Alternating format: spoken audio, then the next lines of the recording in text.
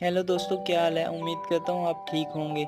आज जब मैं छत पे अपने रैबिट को देखने के लिए आया तो हल्की हल्की दोनों आंखें ओपन हो चुकी थी इसकी। तो मैंने सोचा वीडियो में बता दूं, शेयर कर दूं। यार आप लोग देखते तो हो लेकिन सब्सक्राइब लाइक नहीं करते यार, मुझे सपोर्ट करो यार।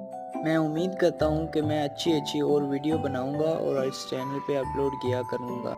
आप बस हमारे पेट्स चैनल को सब्सक्राइब कर लो और इस वीडियो को एक लाइक कर देना यार। नीचे से प्यारा सा कमेंट कर देना इस क्यूट रैबिट के लिए।